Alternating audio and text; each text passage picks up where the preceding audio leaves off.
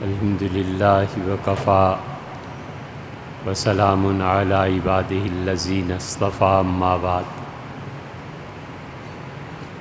اللہ تعالی نے اپنی مخلوق کے لیے سب سے اہم اور ضروری جس چیز کو قرار دیا وہ تعلیم ہے۔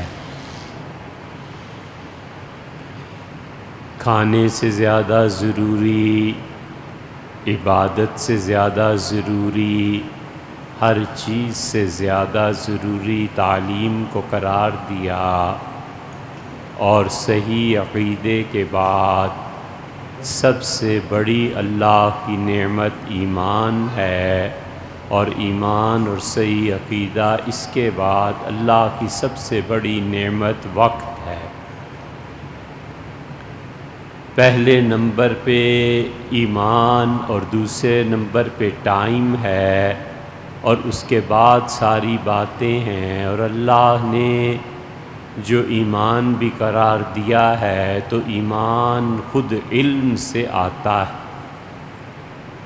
انبیاء علیہ السلام تعلیم دیتے ہیں، وہ خدا کی وحدانیت کی تعلیم دیتے ہیں، صحیح عقائد کی تعلیم دیتے ہیں، حتیٰ کہ نبوت اتنی ضروری ہے کہ اللہ نے فرمایا وَمَا كُنَّا مُعَذِّبِينَ، اور ہم کسی بستی پر عذاب نازل نہیں کرتے جب تک کہ وہاں پر رسول علیہ السلام کو بھیج کے ان لوگوں کو غلط اور صحیح کی تمیز نہ بتا دیں، حتیٰ نبعث رسول۔ تو ایمان خود علم ہے، صحیح عقیدہ خود علم، اس سے سب سے زیادہ ضروری چیز، حتیٰ کہ کھانے پینے سے زیادہ ضروری چیز تو ایمان ہے، وگرنہ جہادی نہ ہو کہ اپنی جان بچاؤ۔ اللہ نے کہا جان بعد میں بچانا، پہلے ایمان بچاؤ، اور ایمان خود تعلیم کا محتاج ہے کہ علم ہوگا تو ایمان آئے گا، علم ہوگا تو پتہ چلے گا کیا چیز درست ہے کیا غلط ہے۔ اس لیے ابن مسعود رضی اللہ عنہ کی روایت بخاری میں آتی ہے کہ فرمایا الایمان الیقین کلو، ایمان تمام کا تمام یقین پختہ کرنے کا نام ہے۔ اور اسی لیے رسول اللہ صلی اللہ علیہ وسلم نے اور خلفائے راشدین نے سب سے زیادہ زور اپنی مملکت میں جس چیز پہ دیا ہے وہ تعلیم تھی کہ لوگ کسی طرح پڑھیں، لوگ ایمان حاصل کریں۔ حضرت رسالت پناہ صلی اللہ علیہ وسلم جب مبعوث ہوئے ہیں، کل پورے قریش میں 17 آدمی لکھنا پڑھنا جانتے تھے، بس صرف 17 آدمی۔ اسی لیے اللہ نے کہا کہ وَالَّذِي بَعَثَ فِي الْأُمِّيِّينَ رَسُولًا، اللہ کی ذات ہے جس نے ان پڑھ لوگوں میں رسول علیہ السلام کو بھیجا۔ نبی کریم صلی اللہ علیہ وسلم کے پردادا ہاشم، ان لوگوں کے زمانے تک تعلیم اتنی عام نہیں تھی۔ مکہ والے گئے تھے شام انہوں نے دیکھا یہ عیسائی سب لوگ لکھتے پڑھتے ہیں، تو ایک نے کہا کہ تم اس طرح کرو کہ حروف تہجی جو ہیں الف با تا سا، یہ حروف ہمیں لکھ دو۔ پھر کسی نے کہا کہ لکھنے میں تو مٹ جائیں گے، تو اس طرح کرو کہ کمہار کے پاس چلتے ہیں، اسے کہتے ہیں کہ آٹا گوندتا ہے، روٹی مٹی گوندتا ہے تو مٹی سے یہ شکلیں بنا دے اور اسے پکا کر دے آگ میں۔ اس پروسیس کے تحت وہ مکہ مکرمہ میں اس الف با تا سا کو لائے، اور انہوں نے اپنی نسلوں کو بتایا کہ یہ اس طرح ہے، یہ اس طرح ہے، یہ لفظ اس طرح لکھتے ہیں، اور شام والے سارے ایسے کرتے ہیں، تو جا کر کہیں مکہ مکرمہ میں تعلیم کا آغاز ہوا۔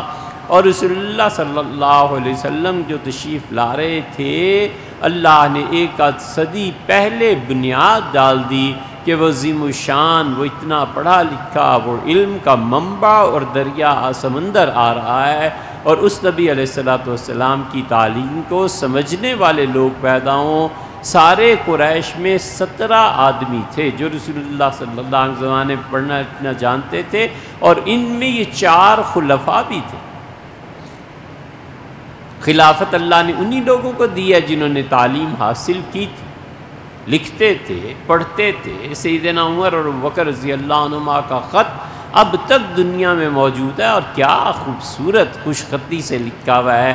آپ انہیں دیکھیں، ڈاکٹر حمید اللہ نے جب یہ گئے تھے 70 میں 75 میں تو کیمرے کی مدد سے وہ تصاویر لے لی تھیں، اور یہ دونوں نے کہا، ابوبکر اور عمر، آج شام خندق کے مقام پہ اللہ کی پناہ مانگتے ہیں، اللہ سے آج شام کو پناہ مانگتے ہیں، مطلب ہر شر سے پناہ مانگتے ہیں۔ تو بہت عمدہ سیدنا علی رضی اللہ عنہ کے ہاتھ کا کہتے ہیں منسوب ہے ان کی طرف، قرآن پاک لکھا ہوا۔ یہ سب چیزیں اب تک گواہی دیتی ہیں کہ ان کے نزدیک سب سے بڑا کام علم تھا، عبادت سے بڑا کام، زندگی سے بڑا کام۔ پہلی وحی نازل ہوئی، یہ بالکل نہیں کہا کہ انہیں کہیں شرک نہ کریں، یہ بالکل نہیں کہا کہ انہیں کہیں اپنے ملک کا معاشی نظام درست کریں، کہا اقرا پڑھیے۔ 5 آیات ہیں، جبریل امین لے کے آئے، 3 علم کے ہی متعلق ہیں۔ الرحمن علم القرآن، بہت مہربان رحم کرنے والی ذات، اس سے قرآن کی تعلیم دی، لوگوں کو قرآن سکھایا، قرآن بھرا پڑا تعلیم سے، علم سے۔ اس لیے جس نظام تعلیم میں ہم اور ہماری نسلیں جی رہی ہیں، یہ نظام قطعاً قابل قبول نہیں۔ 70 سال میں اس نظام تعلیم نے ہمیں دیا کیا ہے؟ کتنے سائنٹسٹ پیدا کیے؟ ان 80 سالوں میں اس نظام تعلیم نے نوبل پرائز ونر کتنے پیدا کیے؟ ان 80 سالوں میں اس سارے نظام تعلیم نے کتنے بچے، کتنے شعلے ایسے پیدا کیے ہیں جن کے جی میں یہ جوت جگی ہو کہ بڑے ہو کہ ہم نے یونیورسٹی بنانا ہے، ہم اپنا نظام تعلیم الگ کریں گے یار، جس میں ہم کھپ گئے، ہم نہیں چاہتے اس نظام تعلیم میں جینا۔ اس بات کو آپ بنیادی طور پر یاد رکھیں، جو سارے پچھلے 3 جمعوں میں اور اب بھی گھوم رہی ہے، کہ بنیاد یہ ہے کہ اللہ کے فرشتے آئیں گے اور موت کے وقت اللہ تعالیٰ نے فرمایا ماریں گے میرے فرشتے، درے اور کوڑے پڑیں گے آگ کے، علی وجوہہم وعلی ادبارہم، ان کی پیٹھ پر کوڑے برسیں گے آگ کے فرشتے، اور کہیں گے فیما کنتم، زندگی کس کہاں گزار کے آئے۔ ہم صاف اللہ سے کہہ دیں گے کہ اے پروردگار عالم، ہم اس نظام سے بالکل بیزار اور بری تھے۔ ہم ملک کی 2 شخصیات، چیف آف آرمی اسٹاف، وہ کوئی بھی ہو، جنرل قمر ہوں یا ان کے بعد کوئی آئے ہو، ڈی جی آئی سے کوئی بھی ہو، ہم ان دونوں سے اور کور کمانڈر سے کہتے ہیں کہ اللہ نے آپ کو طاقت دی ہے، آپ کو اختیار دیا ہے۔ اللہ کے فرشتے آئے، ہم کہیں گے ہم نے صاف عرض کر دیا تھا ان سب سے کہ ہم بیزار ہیں اس معاشی نظام سے، ہم بیزار ہیں تعلیم کے نظام سے، ہمارا کوئی حصہ اس میں نہیں ہے، ہم مجبور ہیں، ہم کچھ نہیں کر سکتے۔ یہ جو کر سکتے ہیں پروردگار عالم جن کی ذمہ داری ہے ان کا اور تیرا معاملہ، ہم بیزار ہیں۔ یہ نہ ہو کہ ہم وہاں بھی نہ بولیں، ہم کہہ دیں صاف کہ اللہ جمعے میں صاف کہہ دیا، ہر ایک کی اپنی اپنی غور قبر ہے بھائی۔ زیادہ سے زیادہ کیا ہو سکتا ہے؟ زیادہ سے زیادہ یہ ہو سکتا ہے کہ رمضان کے بعد کوئی جمعہ نہ پڑھائیں، اس سے کون سی اتنی بڑی بات بنتی ہے، لیکن ہم حق بات کہیں جس کا اللہ کو جواب دینا ہے۔ ہم بیزار ہیں پروردگار اس سود کے نظام سے، اے پروردگار ہم بیزار ہیں اس تعلیم کے نظام سے، ہم بیزار اور بری ہیں اس معاشی نظام میں، جس نظام میں ان کے ہاں گھی کے چراغ جلتے ہوں، جن کے بچے 3-3 کروڑ کے زیورات پہنتے ہوں، اور دوسری طرف شادی بہن کی نہ کر سکے کہ 1 تولہ زیور نہیں ہے، کہاں جائیں؟ مر جائیں، خودکشی کر لیں۔ ہم اتنے بیزار ہیں اس نظام سے۔ یہ نظام تعلیم ہمارے بچوں کو برباد کر رہا ہے، یہ نظام تعلیم کفر اور ارتداد کی طرف لے جا رہا ہے۔ یہ نظام تعلیم پڑھنے والے اور پڑھانے والے جب فزکس کا فارمولہ لکھتے ہیں، آپ دیکھیں اس کو، کیمسٹری کا فارمولہ لکھتے ہیں کہ اس میں یہ چیز شامل کی جائے، 2 ایسڈز کو ملایا جائے، یہ چیز بن جاتی ہے، یہ چیز ہو جاتی ہے۔ فزکس کا یہ قانون ہے، اس کے تحت یہ ہو جاتا ہے، کبھی بھول کے بھی نہیں بتاتا کہ بیٹے یہ سب چیزیں اس وقت ہوتی ہیں جب اللہ کا امر ہو، اللہ کا حکم نہ ہو تو یہ سب بیکار پڑا رہتا ہے اور کچھ بھی نہیں ہوتا۔ عقیدے کی تعلیم نہیں۔ آپ کو اس بات کی پڑی رہتی ہے کہ مدارس اپنا نظام تعلیم، مدارس کو قومی دھارے میں لاؤ، یہ اپنی طرف کیوں نہیں دیکھتے؟ یار آپ کیوں نہیں بچوں کو عقیدہ پڑھاتے؟ اہل تشیع اپنا عقیدہ پڑھیں، اہل سنہ اپنا عقیدہ پڑھیں۔ اہل تشیع کا عقیدہ ہے کہ سیدنا علی رضی اللہ عنہ نبی کریم صلی اللہ علیہ وسلم کے علاوہ سب سے افضل تھے۔ موسیٰ، عیسیٰ، ابراہیم، نوح علیہ الصلوۃ والتسلیم، سب کا درجہ پیچھے ہے، علی رضی اللہ عنہ کا درجہ تیسرا ہے۔ اللہ رسول صلی اللہ علیہ وسلم اور سیدنا علی امیر المومنین ابو تراب رضی اللہ عنہ، ان کا عقیدہ ہے، پڑھیں اور پڑھائیں، ہمیں کیا ہے؟ ہمیں کوئی اعتراض نہیں، رکھیں عقیدہ۔ ہمارا عقیدہ یہ ہے کہ اللہ کے بعد سب سے افضل حضور اقدس صلی اللہ علیہ وسلم، اور پھر انبیاء علیہ السلام میں 5 اولو العزم رسول، آدم علیہ السلام، نوح علیہ السلام، موسیٰ علیہ السلام، عیسیٰ علیہ السلام، اور رسول اللہ صلی اللہ علیہ وسلم کے 5 اولو العزم پیغمبر ہیں۔ اور پھر اس کے بعد پیغمبر ہیں، اللہ نے کسی کا درجہ کم اور کسی کا درجہ زیادہ رکھا۔ یہ عقیدہ ہے، ہمارا عقیدہ ہے کہ حضرت رسالت پناہ صلی اللہ علیہ وسلم کے بعد نبوت ختم ہو گئی۔ اب کسی کا عقیدہ ہے کہ نبوت جاری ہے تو وہ جانے اور ارباب اختیار جانے، ہم کیا کر سکتے ہیں؟ لیکن ہمارے بچوں کو عقیدہ پڑھا دیں۔ ہمارے بچے 5ویں 6ٹھی کلاس کے 10 سال کے ہو گئے، آپ اتنا نصاب تو دیں کہ وہ نماز یاد کر لیں، بس بنیادی کلمے یاد کر لیں۔ اس سے زیادہ اب انہیں زکوٰۃ اور حج اور یہ دیت تھوڑے ہی پڑھانی ہے، وہ کوئی مفتی تھوڑے ہی بننے گئے ہیں، وہ تو اپنے مدرسے اپنے اسکول میں انجینئر ہیں، ڈاکٹر ہیں، آرمی آفیسر ہیں، لیکن نصاب میں اتنا تو ہو کہ بچہ 5ویں کا 4تھی کا پہلا جو نصاب ہے اس میں عقیدہ ہو، اور عقیدے کے ساتھ ساتھ بچہ وضو کرنا، طہارت اور نماز کے مسائل سیکھے۔ ذرا بڑا ہوا غسل کے مسائل ڈال دیں کہ بیٹے غسل اس طرح فرض واجب اس طرح کرتے۔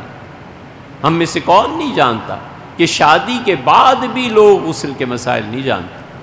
یہی معاشرہ اور سوسائٹی ہے۔ اللہ پوچھے گا تو کیا جو ہم تو کہہ دیں گے خداوندہ ہم بیزار تھے، ہم اس کے خلاف کہتے تھے کہ اس نظام میں نہیں جینا چاہتے۔ ربنا اخرجنا من هذه القرية الظالم اهلها، اے اللہ اس بستی سے نکال دے کہ اس کے ارباب اختیار جو نافذ کر سکتے ہیں تیرے دین کو، اس نظام تعلیم کو نافذ نہ کر کے ظلم کرتے ہیں۔ وَاجْعَلْ لَنَا مِن لَّدُنْكَ وَلِيًّا، اے پروردگار اپنی طرف سے کوئی دوست دے دے۔ وَاجْعَلْ لَنَا مِن لَّدُنْكَ نَصِيرًا، اللہ اپنی طرف سے مدد بھیج دے کہ ہم اس ظالمانہ نظام سے جان چھڑائیں۔ حضور اقدس صلی اللہ علیہ وسلم نے یہ نظام تعلیم نہیں سکھایا۔ بچہ ذرا سا اور بڑا ہوتا ہے، آپ نماز، وضو، طہارت، غسل اس سے فارغ ہو گئے، اب بچے کو یاد کرا دیجئے، کورس میں رکھ دیں کہ 3 پارے نہیں یاد ہو سکتے، 1 پارہ قرآن کریم کا آخری حفظ ہونا چاہیے، یاد ہونا چاہیے، تاکہ بچے کی ساری نمازیں سنت کے مطابق ہو جائیں۔ فجر اور ظہر کی قرات میں 30ویں پارے کا پہلا حصہ پڑھ لے گا، عصر اور عشاء میں سورہ بروج سے بروج سے بینہ تک پڑھ لے گا، اور مغرب میں آخری 1 پارہ اسے حفظ کرانا ضروری ہے تاکہ قرآن کے ساتھ عمر بھر مناسبت رہے۔ کہاں ہے یہ نظام تعلیم؟ یہ چند ایک تبدیلیاں، آپ نے پورے قرآن کریم کو گورنمنٹ نے اب نافذ کر دیا کہ بچے اسکول میں پڑھیں گے، اور یہ خیال نہیں کیا کہ بچوں کو پڑھانا ہے ویڈیوز میں، بچوں کو پڑھانا چاہیے اسکرین پہ، اس لیے کہ بچہ قرآن چھوئے گا اور وہ وضو سے نہیں ہے تو یقیناً گناہ گار ہوگا۔ آپ پورا بندوبست کر دیں، گرانٹ دیں۔ کہاں سے آئے گا یہ پیسہ؟ بجٹ میں رکھنے سے آئے گا کہ بجٹ میں تعلیم کے لیے پورا آوے کا آوا ہی بگاڑا ہوا ہے، اور بجٹ میں تعلیم کے لیے کتنا نظام ہوتا ہے۔ لڑکیوں کا الگ نظام تعلیم، بچیوں کا، بچوں کا، بچیاں جب بڑی ہوتی ہیں تو سب جانتے ہیں کہ انہیں کیا کیا مسائل پیش آتے ہیں. ان بچیوں کو اسکول میں کیوں نہیں ان چیزوں کو پڑھا دیا جاتا؟ نصاب میں ہی فارغ ہو جائیں، نہ کسی مدرسے میں جانا ہے نہ کہیں اور جانا ہے. یہ عورتوں کا نظام تعلیم اتنا برباد ہوا ہے ہمارے معاشرے میں، اتنا کہ اس سے ڈر کے اور اس کی مثالیں دے کے طالبان نے وہاں پر پابندی لگا دی ہے کہ عورتوں کو سرے سے پڑھاؤ ہی نہیں. اب خیال آیا ہے، وہاں تک عثمانی صاحب نے خط لکھا ہے کہ عورتوں کی تعلیم بڑی ضروری چیز ہے. ماں پڑھی لکھی ہوگی تو اولاد پڑھی لکھی ہوگی نا. وہ پڑھی لکھی ماؤں کا نصاب تعلیم کیا ہے؟ کچھ بھی نہیں. پائلٹ بن رہی ہے، بھی پائلٹ بنا کے تم نے کر کیا لینا ہے؟ پہلے سارے لوگ ٹھیک ہو گئے. یہ خیال نہیں آتا کہ ہم عورتوں کو تعلیم میں، ایجوکیشن میں آگے لائیں. اور بڑا ہی مبارک آدمی ہے وہ جو اپنی بچیوں کو لیڈی ڈاکٹر بنا دے. دیکھو لیڈی ڈاکٹرز نہیں رہی معاشرے میں، کم میں. اس لیے وہ شرم و حیا کی چیزیں جو خواتین لیڈی ڈاکٹرز ہی سے بات کرتی ہیں مردوں سے کرنی پڑ جاتی. گائنی کے کتنے آپریشن ہیں جو میل ڈاکٹرز کرتے ہیں اور بیچارہ پریشان ہوتا ہے. یہ خیال نہیں آتا کہ ہم پاکستان میں مختلف شہروں میں لڑکیوں کے الگ میڈیکل کالج کھولیں. باقی ساری عیاشیوں کے لیے روپیہ ہے اور باقی ساری چیزوں کے لیے، اس کے لیے نہیں. ایک لے دے کے گنگا رام تھا جس نے کام کیا لاہور میں. گنگا رام کے کیا کہنے، کبھی آپ اس کی ہسٹری پڑھیں اور سوانیں. گنگا رام جیسے لوگ ہندوؤں میں بھگوان کے درجے میں اگر وہ رکھتے ہیں تو کوئی بڑی بات نہیں کرتے. گنگا رام نے کمال کر دیا. لڑکیوں کا اس زمانے میں کالج بنا کر گیا، علیحدہ میڈیکل کا، جب یہ چیزیں نہیں تھیں. اور پھر ہمارے یہاں حکومت پاکستان نے تمغہ حاصل کیا فاطمہ جناح میڈیکل کالج رکھ کے. تم خود کیوں نہیں بناتے؟ گورنمنٹ نے کتنے میڈیکل کالجز بنائے ہیں، گورنمنٹ نے خواتین کے لیے کتنے الگ اسپتال بنائے ہیں. چلڈرن وارڈ تو تمہارے باہر کے جاپانی آ کے بنائیں. یہ نظام تعلیم. ہماری بچیاں الگ پڑھیں. ہم یہ نہیں کہتے، سوچ بھی نہیں سکتے کہ خواتین نہ پڑھیں. یہ تو انہی کی سوچ ہے طالبان کی. ہم تو نہیں سوچتے، والعیاذ باللہ، خدا کی پناہ مانگتے ہیں. ہم کہتے ہیں ہماری بچیاں پڑھیں، پڑھے لکھی مائیں ہوں، لیکن وہ چیز پڑھیں جو کل کو عملی زندگی میں کام آنے. سرجن لیڈی ڈاکٹرز چاہیے. کتنے خوش نصیب باپ سرجن لیڈی ڈاکٹرز ہیں، ان کی اپنی سرجریز کھلی ہوئی ہیں. خواتین وہاں جاتی ہیں، خوشی خوشی واپس آتی ہیں. سب چیزیں وہ جانتی ہیں، اس لیے کہ ارتباط کی سطح ایک ہو جاتی ہے، انسلاک کی سطح ایک ہو جاتی ہے.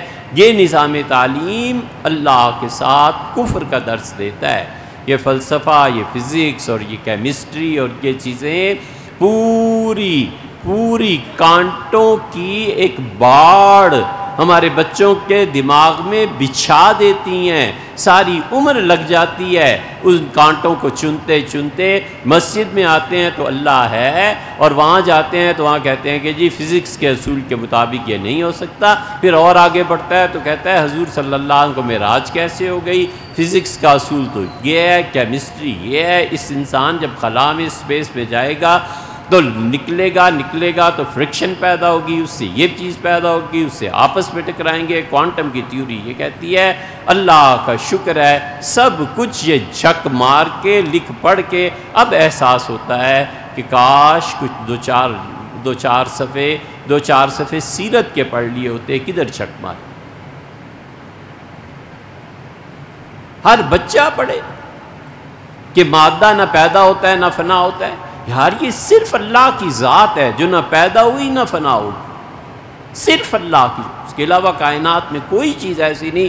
یہ ہندوؤں کا عقیدہ اور فزکس کا اصول پڑھاتے ہوئے کوئی نہیں بتاتا کہ بچوں ہمارا عقیدہ یہ نہیں ہے، پڑھنے کو پڑھو، لیکن ہمارا عقیدہ صرف اللہ کے بارے میں ہے کہ اللہ نہ پیدا ہوتا ہے نہ فنا ہوتا ہے، بس اس کے علاوہ کوئی. اس لیے ہم کہتے ہیں اس نظام تعلیم کو بدلیں. ہمیں نجات دلائیں اس نظام تعلیم، ہماری آئندہ نسلوں کو نجات دلائیں. سب سے زیادہ ضروری چیز علم ہے. یہ اصحاب صفہ کے واقعات پڑھیں. حضور اقدس صلی اللہ علیہ وسلم بیٹھتے تھے. یہ آج بات سن لو گے پھر شاید کبھی بھی نہ سنو.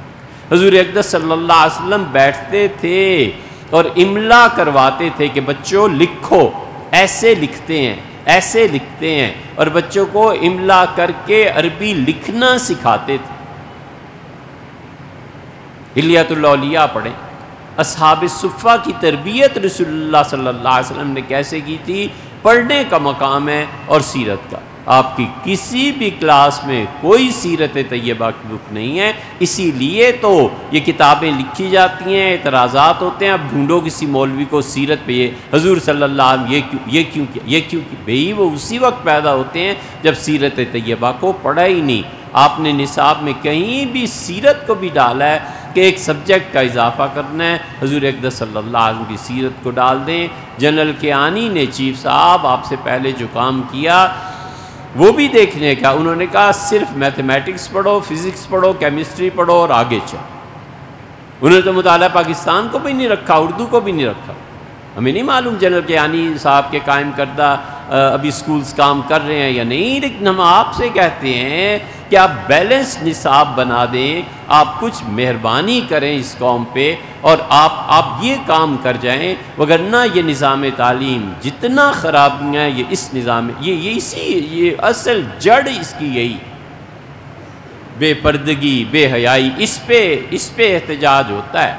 8-9 مارچ کو جلوس نکلے، اس پہ احتجاج نہیں ہوتا کہ ہم اپنی بچیوں کو کدھر بھیج رہے ہیں، ہم اپنے بچوں کو کدھر بھیج رہے ہیں، ان کی تربیت میں بگاڑ ڈال رہے ہیں، ان کی تربیت خراب ہو رہی۔ اسی لیے سیدنا عمر رضی اللہ عنہ وہ خطبے میں کہتے تھے جمعے کے، میں کسی لڑکے سے پوچھتا ہوں کیا کرتے ہو، وہ کہتا ہے کچھ نہیں، تو میری نظروں سے گر جاتا ہے، کیوں کچھ نہیں کرتے؟ حضور اقدس صلی اللہ علیہ وسلم نے دیکھا کتنا بڑا سٹیپ لیا۔ بدر میں قیدی آئے جن کے ایک دوسرے کے خون کے پیاس سے لڑائی ہو رہی ہے، جکڑے جا رہے ہیں، اور 3 دن کے بعد فرماتے ہیں کہ تم میں پڑھے لکھے کتنے ہیں؟ جی اتنے پڑھے لکھے۔ فرمایا تمہارے 10 بچوں کو پڑھنا لکھنا سکھا دو، تمہاری آزادی۔ یعنی جو بچوں کو ان کے حوالے کر رہے ہیں کہ ذرا تنہائی پا کے، آخر دشمن تھے، ایک بھی بچوں کو قتل کر کے بھاگ جاتا، کون پوچھتا، پھر پکڑتے، پھر جو بھی ہوتا اس کے بعد ہوتا، بچے اپنے حوالے کرتے۔ ہم اپنے بچے جو ہیں بڑے بڑے اچھے بچے، ذہنی صلاحیت کے بچے، وہ امریکہ انگلینڈ جاتے ہیں، اور دونوں چیزیں پھر ثابت ہوتی ہیں۔ ایک تو سرمایہ جو پیچھے ہے یہ کہاں سے آیا، والد صاحب پیسے کہاں سے لائے؟ ہم تو 500 روپے اسکول محلے میں جو ہے اس کی فیس نہ ادا کر سکیں، اور آپ یہ کریں۔ ایک آدمی کبھی نہیں بھولے گا، عید پڑھا کر آپ پارا آئے، گھر جانا تھا، حکم تھا روٹیاں اتنی لے آنا، تو ہم ایک تنور پہ رکے، تو ایک سائیکل والا آدمی شیشہ اتارا، نیچے کیا، تو ہم نے پوچھا جی کیا فرمائیں؟ کہنے لگے جب پاکستان بنا تھا، تقسیم ہوا تھا، تو اس وقت ہم نے جلندر ہوشیارپور ادھر سے ہجرت کی تھی۔ میں ساری زندگی پنڈی لال کرتی سے سیکریٹریٹ تک آتا رہا، اور سائیکل پہ آتا، سائیکل پہ جاتا تھا، اور افسر ریٹائر ہوا ہوں، میرا بیٹا بھی اسی میں ہے۔ تو میں یہ صرف پوچھنا چاہتا ہوں کہ ہم تو کچھ نہیں بنا سکے، تمہارے پاس یہ گاڑی کہاں سے آ گئی؟ بڑا جرت والا، اللہ سلامت رکھے اسے، نہیں تو مغفرت فرمائے، بڑا کام۔ میں نے کہا اللہ کرے آپ جیسے بہت سے پیدا ہو جائیں جو کہیں نہیں گریبان سے پکڑیں کہ بھیا یہ سرمایہ کہاں سے آ رہا ہے، یہ پیسے تمہارے پاس کہاں سے آ رہے ہیں۔ یہ نظام تعلیم یہ اس سرمایہ کی بنیاد پہ ہی چل رہا ہے نا۔ کیوں نہیں ہمارے ملک میں یونیورسٹیز قائم ہوتی؟ کیوں نہیں ہمارے بچے وہی یہاں پڑھتے جو وہاں؟ ہم نے ایک امریکن پروفیسر US میں پوچھا اس سے، ٹیکسس یونیورسٹی میں، ہم نے کہا اگر آپ پاکستان میں آ کے پڑھائیں، بہت قابل آدمی، اس نے کہا مجھے بڑی خوشی ہوگی میں پاکستان انڈیا میں پڑھاؤں۔ ہم نے کہا کس وجہ سے؟ کہنے لگے تمہارے یہاں ٹیکس نہیں ہے نا، تمہارے یہاں تو تنخواہوں میں ٹیکس بھی کٹتا ہے، میں بہت خوش ہوں گا پاکستان آ کے پڑھا۔ یہ وہ بنیادی اسباب ہیں جن سے قومیں ترقی نہیں کرتی۔ یاد رکھو ضرورت کی تکمیل پہ، ضرورت پورے ہونے پہ شکر جنم لیتا ہے، اللہ تیرا شکر ہے، ضرورت پوری ہو گئی۔ واش روم تک سے نکلے، اللہ تیرا شکر ہے، ضرورت پوری ہو گئی۔ اور خواہش کی تکمیل سے معصیت پیدا ہوتی ہے۔ ضرورت کی تکمیل غربت اتنی ہے کہ یہ نہیں ہوتی، اور خواہشات کی تکمیل سے جو عیاشی، مستی، غفلت پیدا ہوتی ہے، اس غفلت کا حال یہ ہے کہ وہ سارا خدا کا نافرمان طبقہ ہم پہ حکمران کر رہا ہے، اور ہماری ضرورتیں تک نہیں پوری ہوتی۔ اس لیے جو بھی کور کمانڈرز ہیں، چیف صاحب، D G I S I, ہاتھ جوڑ کے درخواست کرتے ہیں کہ حضرت ہمیں اس نظام سے نکال دو، ورنہ موت کے وقت ہمیں تو اپنی آخرت کی فکر ہے۔ فرشتے ماریں گے اور پوچھیں گے کہ فیما کنتم، زندگی کہاں گزاری؟ ہم کیا جواب دیں گے کہ جنرل قمر باجوہ کے دور میں زندگی گزاری، جنرل کیانی کے دور میں زندگی گزاری، آپ یہ نیکی کر جائیں، ہمیں کچھ نہیں پتا، سیاست یہ وہ۔ ہم اتنا چاہتے ہیں کہ آپ اس نظام کو دے دیں کہ مرتے وقت سکھ اور سکون سے آپ اور ہم سب اللہ کے سامنے پیش ہوں۔ آپ کہیں میں قوم پہ احسان کر کے آیا ہوں، آپ کہیں جو پلاٹس مجھے ملے تھے یہ اس قوم کے غریبوں کا حق تھا، میں نے واپس کر دیے، میں نے کوئی پلاٹ نہیں دی۔ حضرت ہم جھونپڑی نہیں ہے سر چھپانے کو، میرا کوئی ذاتی مکان نہیں ہے، میں کدھر جاؤں؟ اور آپ کو بریگیڈیئر پہ پلاٹ، اس پہ پلاٹ، چیف پہ پلاٹ، یہ پلاٹ آپ مہربانی کریں حضرت، آپ بڑے پن کر آپ دے دیں، آپ کہیں جی رکھو اپنے پلاٹ، میں نہیں لیتا، میں نے اللہ کو جواب دینا۔ زیادہ سے زیادہ کیا ہے، یہ بات نہیں پہنچے گی، نہ پہنچے، لیکن جس سے سننا ہے وہ تو سن رہا ہے نا، اور جو جانتا ہے وہ جانتا ہے۔ آپ ہم پہ مہربانی کریں، آپ اس قوم پہ مہربانی کریں، طاقت کا منبع اللہ آپ کو سلامت رکھے، آپ یہ دے جائیں اس قوم کو نظام، نہیں تو فرشتے ہمیں ماریں گے اور کہیں گے فیما کنتم، زندگی کہاں گزار کے آؤ گے؟ آئے ہو قالو کننا مستضعفین فی الارض، لوگ کہیں گے اللہ ہم اس زمین میں بڑے کمزور تھے، اور فرشتے کہیں گے الم تکن ارض اللہ واسعۃ فتہاجروا فیہا، اللہ کی زمین بہت وسیع تھی، ہجرت کر کے کہیں چلے جاتے، الا المستضعفین، ہاں چھٹکارا ملے گا تو ان لوگوں کو، فرشتوں کی مار سے بچیں گے کون؟ الا المستضعفین، وہ جو زمین میں واقعی کمزور تھے، غریب، اور وہ اللہ سے دعا مانگتے تھے، وہی دعا جو میں خطبے کے آخر میں جمعے میں پڑھتا ہوں، اسی لیے کہ اللہ جانے ہم نے یہ دعا مانگی، ربنا اخرجنا من هذه القرية الظالم اهلها، اللہ اس بستی سے نکال دے، اس ملک سے نکال دے جہاں کہ صاحب طاقت اور اقتدار یہ ظالم ہے، وَاجْعَلْ لِي مِن لَّدُنْكَ وَلِيًّا وَاجْعَلْ لِي مِن لَّدُنْكَ نَصِيرًا، اللہ اپنے پاس سے مدد فرما، اللہ کوئی راستہ نکال ہم اس ظالمانہ سودی معاشی نظام سے اور ظالمانہ تعلیمی نظام سے۔ اللہ نے پھر بھی یہ نہیں کہا کہ میں نے چھوڑ دوں گا یہ دعا، اللہ نے کہا صلی اللہ یعفو عنہم، عین ممکن ہے جو ہم سے یہ دعا مانگتے تھے ہم ان سے درگزر کر دیں، یہ نہیں کہا بخش، فرمایا عین ممکن ہے ہم درگزر کر دیں ان سے۔ اس لیے ہم سب کو سوچنا چاہیے اللہ تعالیٰ ان طاقتوں کو ہدایت دے جو اس ملک کے والی و وارث ہیں۔ انشاءاللہ آئندہ جمعہ جو ہے وہ بھی اسی موضوع پہ اور اسی طرح انشاءاللہ آپ سے عرض کریں۔